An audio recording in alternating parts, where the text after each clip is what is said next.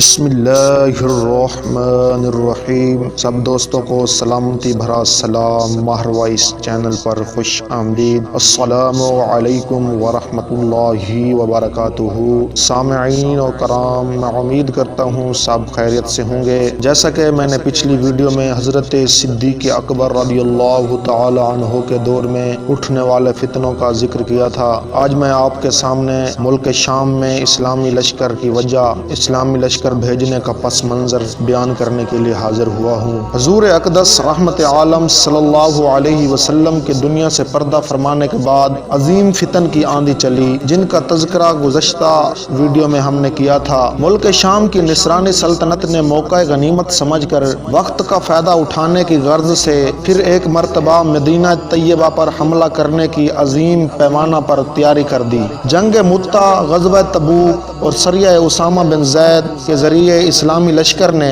ذلت و رسوائی کا جو مزہ چکھایا تھا، اس سے ان کے دلوں میں حسد اور انتقام کی آگ شعلہ زن تھی۔ ہارا جواری پگڑی رکھے مثل کے مثالی بنتے ہوئے ماضی قریب کی فضیت و حزمیت سے سب کو نصیحت حاصل کرنے کے بجائے پھر اچھلنا شروع کیا۔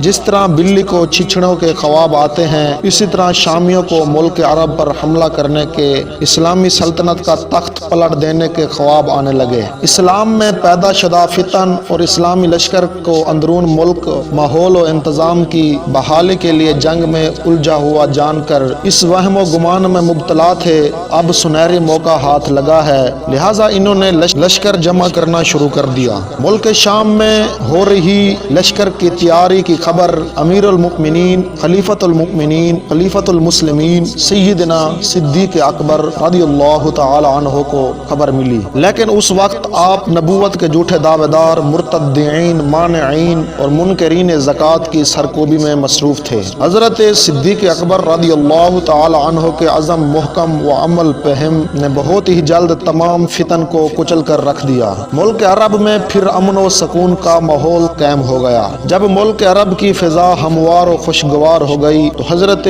صدیق اکبر رضی اللہ تعالی عنہ نے ملک شام کی نصرانی سلطنت کی طرف توجہ مرکوز فرمائی اور فکر و رساں و فکر و فرداں کرتے ہوئے یہ تجزیہ آخذ فرمایا: جب دیکھو تب قیصر روم چھچورا پن کر کے چونچ مارنے کے حرکتیں کرتا ہے، اپنے بزدل لشکر کی کثرت پر چوہے کے ہاتھ ہلدی لگی، وہ بھی پنساری بن بیٹھا کہ الزام میں مبتلا ہے، لہٰذا اب اس کا کان مروڑنا ضروری ہے۔ قیصر روم ہم پر لشکر کشی کرے اس کے پہلے ہی اسلامی لشکر کو ملک شام بھیج دینا مناسب ہے، تاکہ مجاہدوں کے گرز کے تازیانہ سے ان کے اسان ٹھکانے پر لا کر اس کی ہمیشہ کی چھیڑ چھاڑ کا سدباب کیا جائے۔ عیسائیوں کی پیش دستی نے مسلمانوں کو ملک شام پر لشکر کشی پر آمادہ کیا۔ اسلامی لشکر کے سرفروش و کفن بردوش مجاہدوں نے تحفظ ناموس رسالت اور فروغ اسلام کے لیے اپنا سر دھڑ کی بازی لگا کر پورے ملک شام پر پرچم اسلام لہرا دیا۔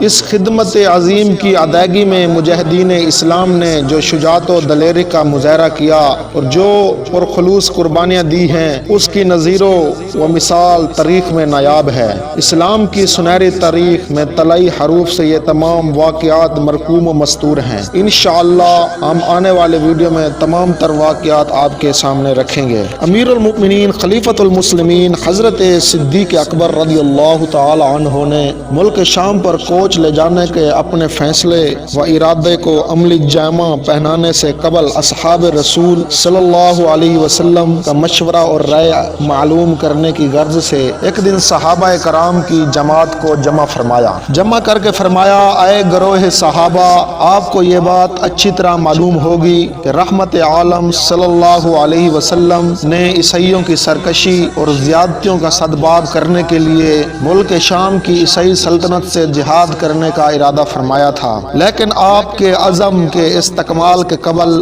اللہ تبارک و تعالی نے اپنے حبیب کریم صلی اللہ علیہ وسلم کو اپنے پاس بلا لیا، لہٰذا میں لشکر اسلام کو ملک شام کی جانب ارسال کرنے کا قصد ارادہ رکھتا ہوں، اور یہ بھی جان لو کہ سرور عالم صلی اللہ علیہ وسلم نے دنیا سے پردہ فرمانے سے پہلے مجھے فرمایا تھا: میرے لیے زمین لپیٹی گئی ہے، پس میں سائے زمین کے مشرق و مغرب کو دیکھا اور ان قریب میری امت کی حکومت وہاں تک پہنچ جائے گی جہاں تک میں نے دیکھا ہے، لہٰذا اے جماعت مسلمین مجھے اس امر میں تمہاری عمدہ رائے اور مشورے سے زیر کرو۔ تمام صحابہ نے بیک زبان یہی جواب دیا کہ اے ہمارے سردار، ہم آپ کے حکم کے تابع و محکوم ہیں، آپ کی اطاعت و فرمان برداری ہم پر فرض ہے، کیونکہ اللہ تبارک و تعالی نے فرمایا اطیعوا اللہ و اطیعوا الرسول و اولی الامر منکم، حکم مانو اللہ کا اور حکم مانو رسول کا اور ان کا جو تم میں حکومت والے ہیں، لہٰذا اے امیر المؤمنین آپ کو جو منظور ہو اس کا حکم فرمائیے اور جہاں کہیں بھی ہم کو بھیجنا چاہیں ارسال فرمائیے۔ حضرت صدیق اکبر رضی اللہ تعالی عنہ سائر مؤمنین کا یہ جواب سن کر بہت خوش و مسرور ہوئے۔ آپ نے اس دن جہاد کا اعلان کر دیا۔ ملک عرب کے تمام شہروں اور قصبات کے ملک و حکام و عمراء کو ایک ہی مضمون و عبارت کا خط لکھا کہ میں ملک شام کی طرف اسلامی لشکر کو بھیجوں تاکہ وہ کفار و اشرار کا مقابلہ کرے اور اس ملک کو فتح کرے۔ اللہ کی اطاعت کی طرف دوڑو اور اپنا مال و جان سے اللہ کی راہ میں جہاد کرو۔ حضرت صدیق اکبر رضی اللہ تعالی عنہ کا یہ خط لے کر حضرت انس بن مالک رضی اللہ تعالی عنہ یمن اور مکہ معظمہ اور ان کے اطراف کی جانب گئے۔ امیر المؤمنین کے خط نے مسلمانوں میں جہاد کا جذبہ پیدا کر دیا۔ لوگ لبیک کہتے ہوئے امانا و اطانا کی صدائیں بلند کرتے ہوئے جہاد کی تیاری میں لگ گئے، زاد راہ اور سامان جنگ فراہم کرنے میں مصروف ہو گئے اور حضرت انس بن مالک کو یہ کہہ کر مدینہ طیبہ روانہ کیا کہ آپ پہلے جا کر ہمارے آنے کی اطلاع امیر المؤمنین کی خدمت میں پہنچا دیں، ہم آپ کے پیچھے پیچھے آ رہے ہیں۔ لہٰذا حضرت انس نے مدینہ لوٹ کر امیر المؤمنین کو مختلف مقامات سے متعدد قبائل کی آمد کی اطلاع و خوشخبری دی۔ چند ہی دنوں کے بعد مجاہدین اسلام جوک در جوک اور گروہ در گروہ مدینہ طیبہ میں آ کر جمع ہونے لگے۔ یمن سے قوم حمیر زیر سرداری حضرت ذوی القلاء الحمیری سب سے مقدم آمد کی۔ ان کے بعد قوم مزہج سردار ان حضرت قیس بن حبیرہ المرادی تھے۔ ان کے بعد قبائل قوم طے سردار ان کے حضرت حابس بن سعید الطائی تھے۔ ان کے بعد قوم عزد سردار ان کے حضرت جندم بن عمرو الدوسی، اس گروہ میں حضرت ابو ہریرہ بھی تھے۔ اس کے بعد قوم بنو عبس سردار ان کے حضرت میسرہ بن مسروق تھے۔ ان کے بعد قوم کنانا سردار ان کے حضرت قسمو بن الشمیم الکنانی تھے۔ تمام مجاہدین کا لشکر اطراف مدینہ میں جمع ہوا۔ تمام مجاہدین اپنے ساتھ سامان جنگ، گھوڑے سواری کے دیگر جانور، زاد راہ اور اہل و عیال کے ساتھ آئے ہوئے تھے۔ اسلامی لشکر مدینہ کے قریب ٹھہرا ہوا تھا۔ اطراف مدینہ سے بھی کافی تعداد میں مجاہدین عزم جہاد لے لشکر میں شامل ہو رہے تھے۔ لشکر کی تعداد میں روزانہ اضافہ ہو رہا تھا۔ لشکر کے مجاہدین شہر مدینہ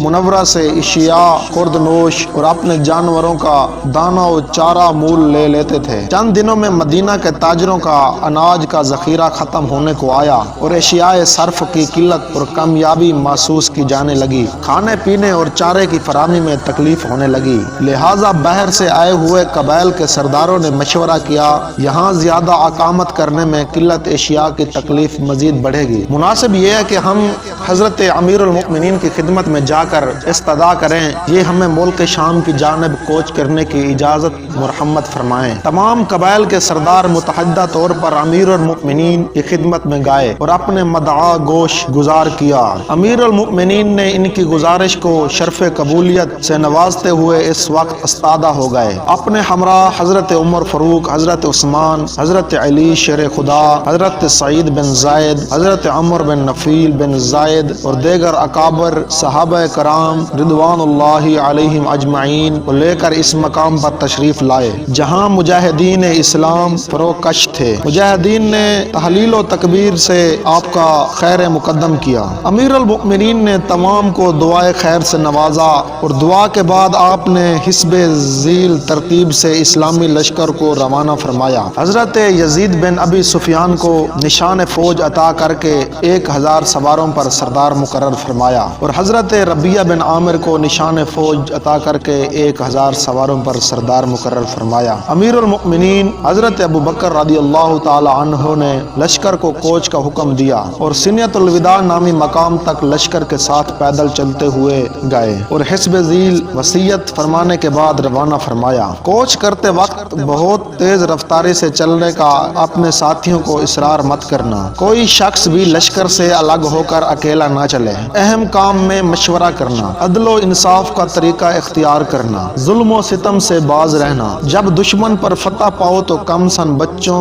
بوڑھوں اور عورتوں کو قتل نہ کرنا، کھجور اور پھلدار درختوں کو نہ کاٹنا، کھیتوں کو نہ جلانا۔ جن جانوروں کا کھانا حلال ہے ان کے علاوہ کسی بھی جانور کو بلا وجہ ذبح نہ کرنا۔ کفار سے بھی اگر عہد و پیمان کرو تو اس میں بے وفائی نہ کرنا، صلح کو نہ توڑنا، تارک و دنیا لوگوں کو قتل نہ کرنا اور نہ ہی ان کے عبادت خانوں کو ڈھانا۔ دشمن کے سامنے 3 باتیں پیش کرنا۔ اول یہ کہ اسلام قبول کرے، دوم یہ کہ اگر اسلام قبول نہیں کرتے تو جزیہ ادا کریں، سوم یہ کہ اسلام اور جزیہ دونوں کا انکار کریں تو ان کے سروں پر اپنی تلواریں سوتنا۔ ملک شام کی طرف یہ پہلا لشکر تھا جو حضرت صدیق اکبر نے روانہ فرمایا۔ حضرت یزید بن ابی سفیان اور حضرت ربیہ بن عامر دونوں کے لشکر تبوک اور جابیہ کے راستے سے دمشق کی طرف کوچ کرتے ہوئے آگے بڑھے۔ دوستو یہ ویڈیو زیادہ طویل ہو رہی ہے، لہٰذا ملتے ہیں دوسرے پارٹ میں، تب تک کے لیے اللہ حافظ۔ اگر کسی نے چینل کو سبسکرائب نہیں کیا تو چینل سبسکرائب کر لے۔ انشاءاللہ تحقیقاً اور صحیح معنی واقعہ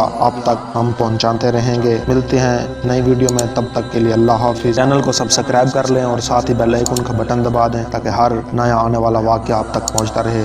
والسلام، دعاؤں میں یاد رکھیے گا۔